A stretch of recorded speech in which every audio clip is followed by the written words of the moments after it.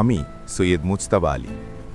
কাবুল থেকে ২.৫ মাইল দূরে খাজামোল্লা গ্রামে একটা বাসা পেলাম। বাসার সঙ্গে চাকরও জুটে গেল। কলেজের অধ্যক্ষ মসিয়ে জিরার, জাতিতে ফরাসি, আমার সঙ্গে পরিচয় করিয়ে দিয়ে বললেন, এর নাম আব্দুর রহমান, জুতো ব্রাশ থেকে খুন খারাপি, সব কাজই করবে। একেবারে হরফ মৌলা, মানে যাকে বলে সকল কাজের কাজী। কাবুলে গিয়ে দুটো নর দানব দেখেছিলাম, তার একজন এই আব্দুর রহমান। পরে মেপে দেখি লম্বায় ৬ ফুট ৪ ইঞ্চি, চওড়াতেও কম নয়। হাত দুটো হাঁটু পর্যন্ত নেমে এসেছে, আঙুলগুলো যেন কাঁদি কাঁদি কলা, পা নৌকার মতো। কাঁধ দেখে মনে হয় গোটা আফগানিস্তান বইতে পারবে। মুখটা এমন চওড়া যে একসঙ্গে কয়েকটা কলা গিলে ফেলতে পারে। গায়ের রং ফর্সা, কিন্তু শীত গ্রীষ্মে ফাটা চামড়া যেন আফগানিস্তানের রিলিফ ম্যাপ, মানে পাহাড় পর্বতের ম্যাপ। পরনে তার সিলভার কুর্তা, আর সেই কুর্তার উপর পরা একটি হাতা ছাড়া কোটি বা ওয়াস্কিট। চোখে সরাসরি তাকায় না, কার্পেটের দিকেই চেয়ে থাকে। তবে আর চোখে দেখেছি তার বড় বড় চোখে কৌতূহল টলমল করে। জিজ্ঞেস করে জানলাম আগে কোথাও কাজ করেনি, পল্টনে ছিল মেসের দায়িত্বে। রাইফেল চালাতে পারে কিনা জিজ্ঞেস করলে শুধু হাসল। রান্না জানে, পোলাও, কোরমা, কাবাব, ফালুদা। বরফ কোথা থেকে আসে জিজ্ঞেস করলে জানালো, পাগমান পাহাড়ে শীতে বরফ জমিয়ে রেখে পরে গাধায় বোঝাই করে আনা হয়। বাসনকোসন কিছুই ছিল না, তাকে বাজারে পাঠালাম। বিকেলে কাবুলে হাঁটতে বেরিয়ে দেখি পাহাড় সমান বোঝা কাঁধে নিয়ে এসে ফিরছে। বললাম, মুটে নিলেই তো পারতে।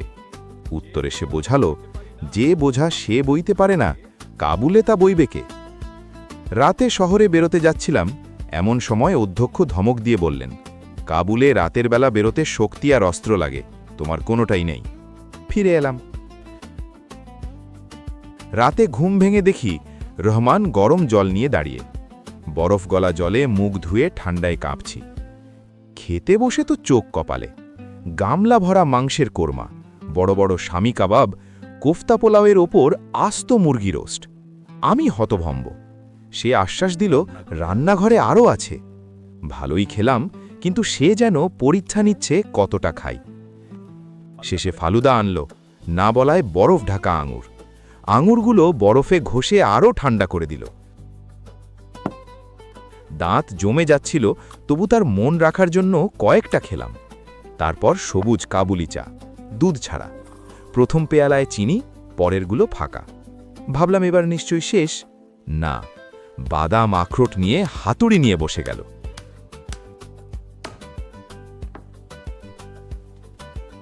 একটু পরে এসে মাথা নিচু করে বলল, আমার রান্না কি হুজুরের পছন্দ হয়নি? আমি বললাম, ভালোই হয়েছে। সে বলল, তাহলে এত কম খেলেন কেন? শেষে বোঝালো, কাবুলের পানি হাওয়া খারাপ, তাই ক্ষুধা মরে যায়। তারপর শুরু করল তার দেশ পানশিরের গল্প। কি নির্মল হাওয়া, কি তাজা পরিবেশ, একটা আস্ত দুম্বা খেয়েও আবার ক্ষুধা লাগে। শীতে টানা ৭ দিন বরফ পড়ে।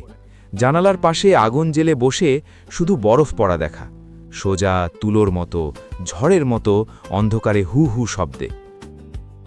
ঝড়ে চাপা পড়লেও বরফের তলায় নাকি মানুষ 2 দিন বেঁচে থাকে। পরে রোদ উঠলে সাদা বরফে চোখ ঝলসে যায়, কালো চশমা পরে বেরোতে হয়। সেই হাওয়ায় একদম নিলে আয়ু বাড়ে, অসুখ সেরে যায়। তখন নাকি আমার আজকের রান্নার দ্বিগুণ খেলেও কম হবে। আমি বললাম, শীতকালটা তাহলে পানশিরেই কাটাবো। সে খুশিতে গদগদ। আমি বললাম, তোমার খুশির জন্য নয়, আমার প্রাণ বাঁচাতে। সে অবাক।